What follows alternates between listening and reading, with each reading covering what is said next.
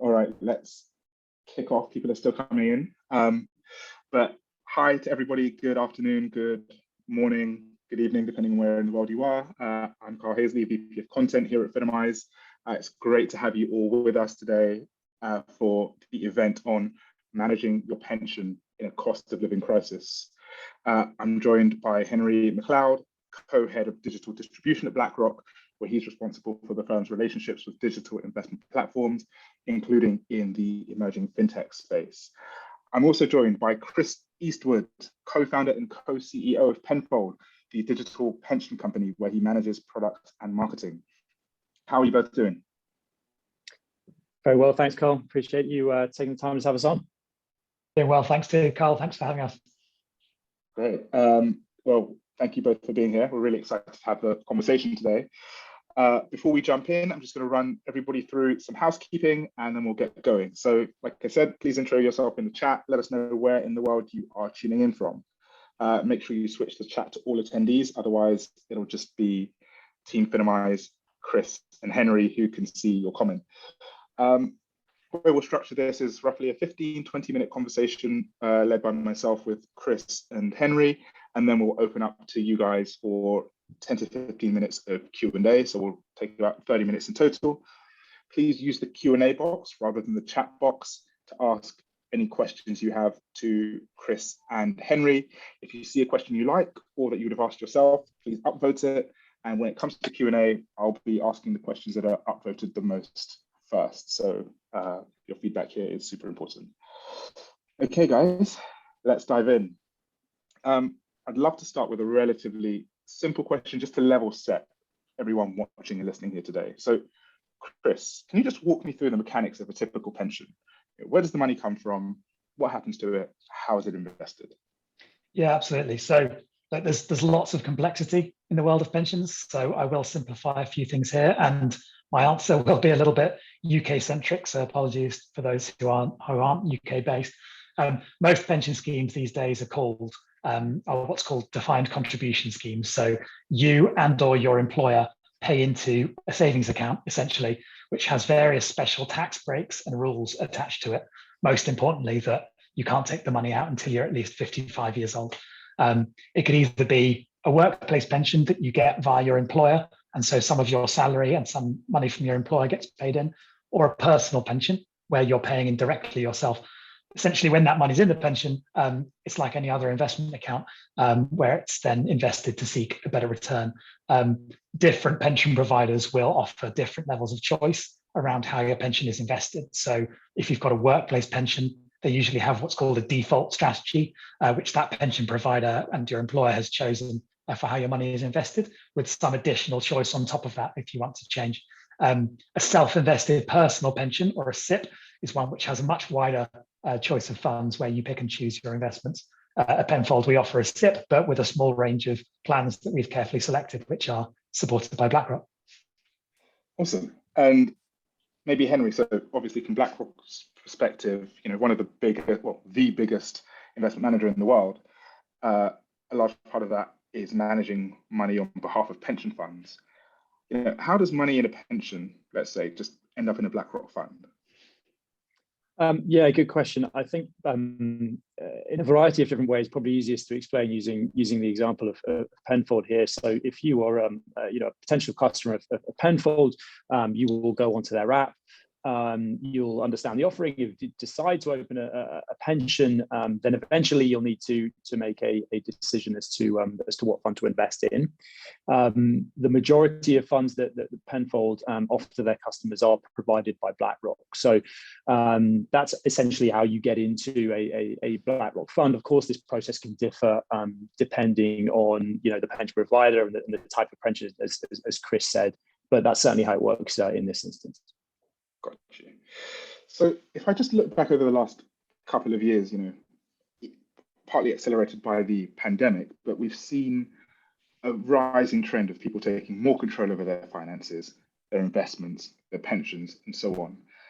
Chris, from Penfold's perspective then, as a pension provider in a sense, how's that manifesting itself? Is it more customers through the door? And is there a change in how people are investing their pensions from that default option, whatever you're seeing? Yeah, I think we've certainly seen COVID inspire a lot of people to take more control over their finances and their financial security. I think it's something like that as a wake-up call that you may not be able to, or you won't have guaranteed financial security forever.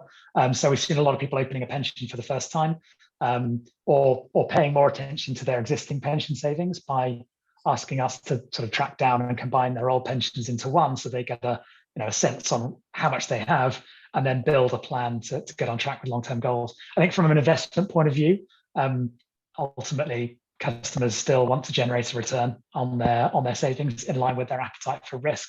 I wouldn't say the appetite for risk has particularly changed as a result of COVID, but there has been a growing expectation in recent years that investment is done in line with values, or people shouldn't sacrifice their values to achieve a return. So in particular around environmental sustainability or other social or governance ESG considerations, or indeed their faith. So something that we've looked to do from the start really is to incorporate ESG kind of considerations into all of our plans. In fact, we're just about to launch a new set of ESG funds, including an ESG sort of lifetime fund that people who want to sort of prioritize sustainability as well as returns for their lifetime. Because as I say, it's a growing expectation from our customers. Got you. And as you both mentioned, actually, so most of Penfold's funds are provided by Blackrock, and ESG is the rising area of focus. It'd be remiss of me not to ask you, Henry, I guess, how is that investor behavior that Chris has described affecting Blackrock's business? Yeah, it's an interesting one. I think COVID has really made people think very, very carefully about their financial position, and I think financial literacy is something that is close to our heart. But I suppose at a broader sense, really financial well-being actually is come sharply into focus on the back of lots of the kind of very stark financial choices that people have had to make over the last couple of years. So financial well-being very much at the kind of center of what Blackrock's trying to achieve. I think how do we achieve that? Well, I think it's very, very difficult to get the UK population to kind of sit down in a classroom and teach them, investing 101. If you can do that, then you're certainly a better person than me. So I think for us, it's really about how do we help people to start on this journey? We're really big believers in learning by doing. So how can we help to kind of reduce the barriers to investing through businesses like Penfold, and get people started on that investment journey to help them build confidence? I think where the ESG angle really starts to play a role for individuals is that just the more people engage with investing, the more they're demanding products which really align to their kind of core values and beliefs. So one of the difficulties with that is that everyone's values are slightly different.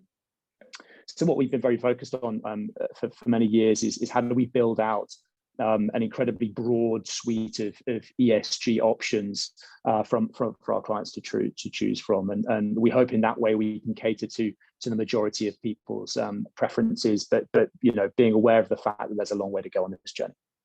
Got you. I think that resonates certainly with me, and I expect with our viewers and listeners, in that Finimizers are people who take action, right? They learn by doing. They are action oriented, and people in the chat can probably testify to that. And so it's interesting, or it's encouraging to hear that that's not just a Finimize trait, but it's how the modern investor is increasingly behaving, I think. Guys, please, just as a reminder, please put questions for Chris and Henry in the Q&A box. We'll be getting to them shortly. I'm just going to ask them a few more questions, and then we'll get into yours. Okay, let's get into if that was the starter, let's get into the main course. Inflation is at record highs. Stock markets have taken a major tumble this year. Interest rates are rising in the developed world and basically all over the world. And there's a recession on the horizon. Pick your region. There's a recession on the horizon. And this event is called Managing Your Pension in a Cost of Living Crisis. So let's have that discussion. Chris, what should I be doing with my pension right now? Should I be changing my behavior? So look, quick caveat up front is that we can't give specific financial advice, but that said, we can give our thoughts. Markets are uncertain at the moment, to say the least. The 20% drawdown so far this year, lots of speculation, as you say, about upcoming recession. I guess our advice with a small a, or our guidance is, with a pension, you've got a very long time horizon. So ignore it as best you can. Market volatility is scary, but you've got a very long time until you need the money, but in most cases. The worst thing you can do after a drawdown, really, if you've got that long time horizon, is to pull your investments out of risk, because they won't recover from the inevitable rebound. More often than not, the best returning days in the stock market happen within just a couple of weeks of the worst performing days. And so, if you come out of the market, you'll miss out on these recoveries, and that'll have a huge impact on your overall returns. If you look at, say, a 30-year, 50-year time horizon, you can see 7% annualized returns from staying invested in stock markets, which should be destroyed, cut in half at least, if you sell at the bottom of each trough. Of course, if you're closer to needing the money, if retirement is just around the corner, it would be sensible to be in a lower volatility, lower risk investment portfolio in the first case, because lower exposure to the equity markets protect you in these sort of times. But I suppose the high inflation environment only supports the case further for staying invested, ultimately to stop inflation eroding the real terms value of your money. One final thing I'll sort of mention, something your community may have heard about, is pound cost averaging, essentially maintaining a regular investment amount via your savings, no matter what's happening in the market. Ultimately, this helps you stay sort of unemotional about what's going on in the stock market, but gives you a better chance of, on average, over that long time horizon, capturing both the good and the bad days, which, as I say, historically have trended in a positive direction.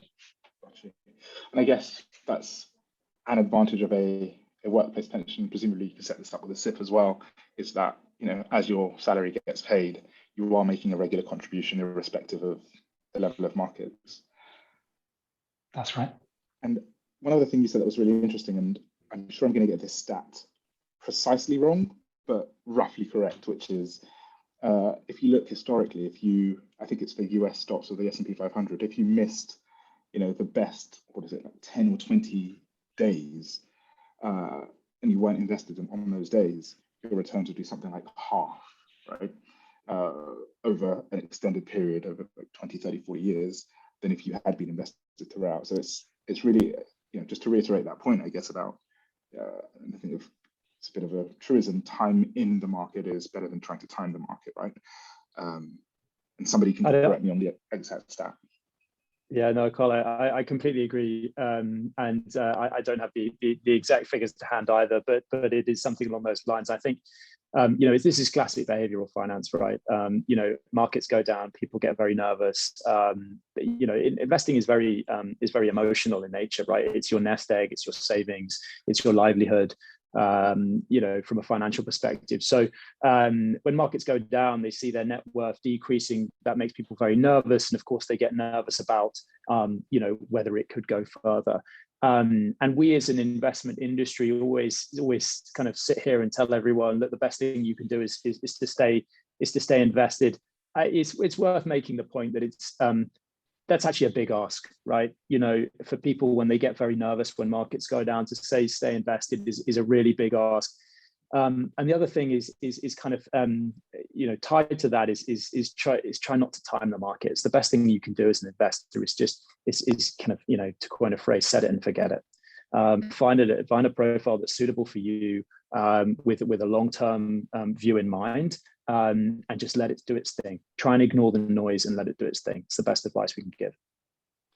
That's really helpful, Henry. Thank you. Chris, I'm going to try and dig a little deeper, because you said you shared some, some wisdom, I don't want to call it advice because you said you can't give advice, but some thoughts. Is what you've described people should maybe be doing what you're actually seeing? Because I guess with Penfold, on the one hand, your pension's locked up till at least 55, but to the extent you can share any sort of anonymized aggregate data sort of thing, for your over 55 customers, is, are they taking a bit of a risk off the table? Are they, taking a lump sum out now? How's that behavior changing? Or are they doing what you've suggested and sort of hanging on in there? Yeah, I think in terms of the different age groups, we generally have a sort of split that you'd expect, where those closest to retirement are in the lower risk funds, and those at the start are in the higher risk. And we certainly help people sort of make that decision. I think the flip side of having a lot of visibility with your pension and being able to open your app and see the balance every day is that, the fact that it goes up and down a lot is more visible. And so you certainly do get more questions and people sort of wondering what's going on. And as Henry says, it's a natural reaction. So for us, we've tried to sort of be on the front foot with this and try and give some of this long-term view and some of this thinking to help people sort of not make those decisions. And to some extent, or to a fairly reasonable extent, that's working. We're not seeing massive shifts in turning risk off at this time. There's certainly a few more people asking questions, but not a big rush for the door. Okay, got you. And then to pick up on one other thing you mentioned, I guess you mentioned on dollar cost or pound cost averaging, and Henry, you acknowledge it's a big ask to tell people to get people to stay invested and to have them, think long term when the short term looks so bleak. But there's a cost of living crisis, fuel, energy, food prices through the roof. So if people's day-to-day budgets are under pressure, they understandably might reconsider additional pension contributions or SIP contributions and so on. What's your thinking, or what are your thoughts there, if you have any? Is there a smart way to maintain on the one hand, your pension savings, which is, I guess, staying invested, but maintaining some sort of contribution through this crisis? Yeah, it's a good question. I think times are particularly tough, and everyone's obviously got to make sure that they can keep able to keep up with sort of rising bills, which are coming from left, right, and centre at the moment. And so it's obviously tempting to cut back on those longer term savings to be able to afford the short term needs, which is totally understandable. I would just say that building a good savings habit, if you've got one, is a very hard earned thing. And if it slips, it's very hard to recover. So do try and treat it as sacred, and try to protect it as much as possible. Can you seek a compromise between your spending levels and lowering spending as well as lowering saving? I'm not going to try and offer a load of money saving tips right now, but one that works for me is just to take 30 minutes and look at all of my expenses on the bank statements and see if I really need all of those direct debits, if they're all giving me joy. But one other thing, other than sort of money saving tips, is that I find useful is reconnecting with the ultimate goal, and remembering that in 35 years the sort of £100 that you put into your pension today could be worth, or should be worth, 10 times that amount, thanks to compound interest and earning interest over time. So think about giving up that future value as well as being able to cutting down on current expenses. Cool. Okay, that leads on to I want to ask a couple of quick fire questions, and you've led into one there talking about compound interest, and I can see the hopper loaded with a bunch of questions from the community, so keep them coming and I'll get out of your way and ask them soon. But all right, compound interest, that is the key to #FIRE, financial independence, retire early, right? Can you just spend 30 seconds explaining to everybody, in case people aren't up to speed, what is compound interest? Why is it so powerful? Yeah, I mean, I'm happy to kind of have a stab at that. I mean, and as you say, the FIRE movement is something that's getting a lot of traction at the moment. Certainly, a lot of interest. Compound interest is essentially the fact that if you invest, £100 today and there's a 5% return on that, then after a year it's worth 105. The same 5% return the next year is then on 105 rather than on 100. So ultimately, you are that's what the compounding thing is. Now, that in any 1, 2, or 3 year period is not a massive effect. But once you start moving that out to kind of 20, 30, 40 years, the power of that compounding piece really starts to become really very big. So where does the kind of the FIRE movement angle come from is essentially to say, to kind of backdate that and say, the earlier you start, the more time you're giving this process to take effect, and therefore the more of an effect it is going to have.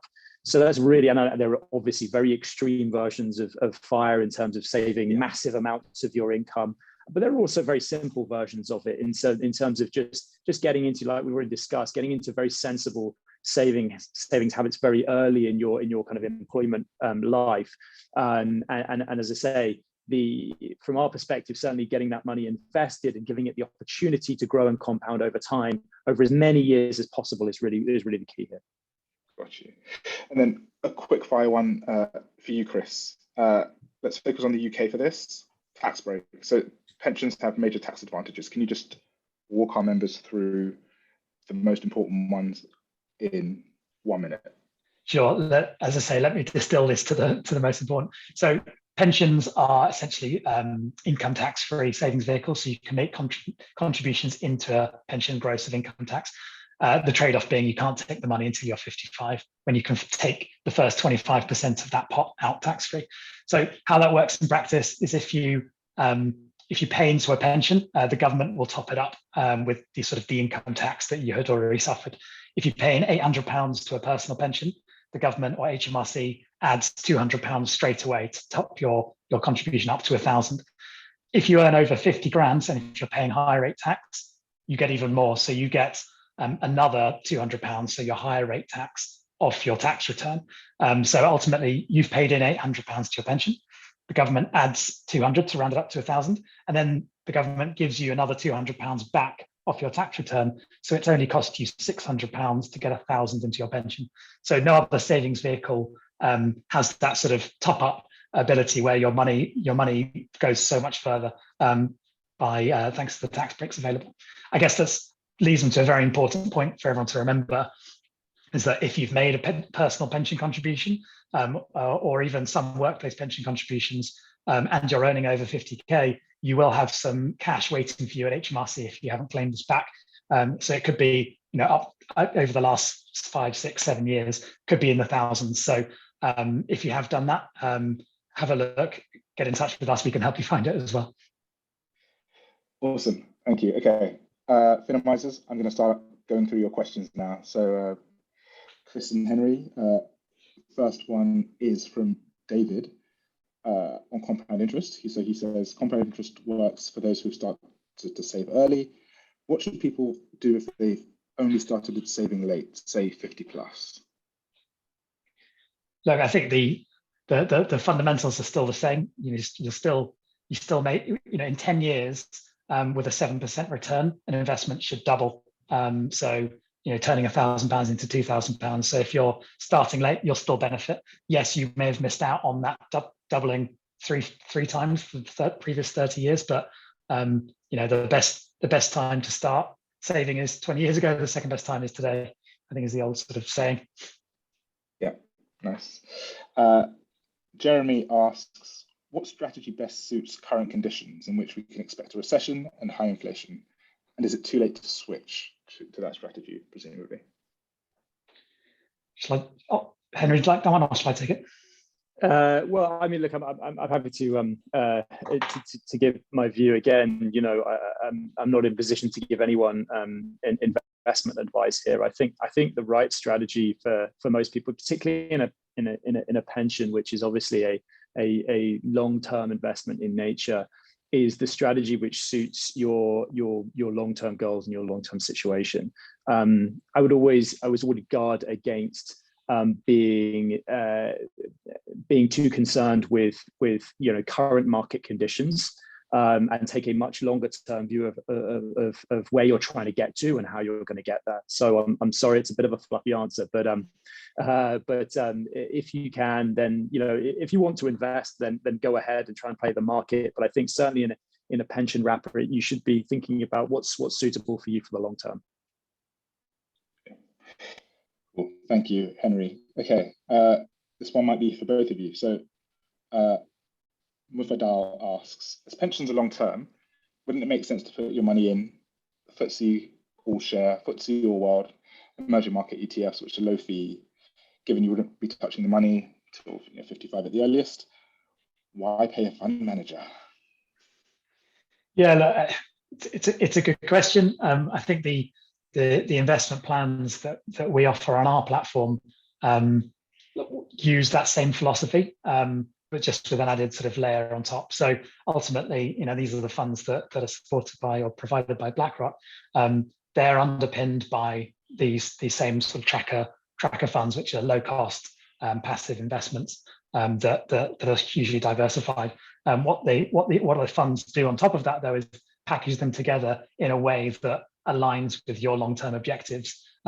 So seeks a certain level of volatility and return, so that if you were invested in purely in one market, so the FTSE 100, you would expect to get quite a high level of volatility due to the fact that you're not broadly diversified around the world. So I think a fund manager can help by packaging up these different investments so that you've got a broadly diversified portfolio that is in line with your long-term aims. Cool. Thank you for that. Gianluca, I think I know the answer here, but I'm going to try for you. Given I think from what I know of BlackRock and Penfold, there's not if anything crypto in the funds that they offer. But Gianluca asks, what are your opinions on the crypto market? Who wants to go? You go, and I will add my thoughts. I mean, opinions on the crypto market. I think that from a pension provider's perspective, we can't hold crypto in the SIP wrapper under the FCA current regulations. I think I'm not sure I have a investment advice around whether investing in crypto today is a good idea or not. Obviously, it's received a huge amount of interest the last few years, and then negative interest in the last few weeks. So I think that if you're interested in sort of in short-term trading and things like crypto, then there could be some excellent. That's the realm that you want to be in. I think when it comes to long-term investing, perhaps better to use a more sort of established and sort of well understood investment asset. Cool. Thank you for that, Chris. I thought you'd just say pass, both of you. I did, sorry. No, that's quite right. Okay, so another interesting one here from Chris. So why go via, say, Penfold and not just go direct to BlackRock and get your pension there? Is it cheaper, fewer fees? What's the answer? I think I might know it, but I'll let you guys go. Sorry, go ahead, Henry. Yeah, I was going to say I'm happy to take that one. The answer is you can't go direct to BlackRock.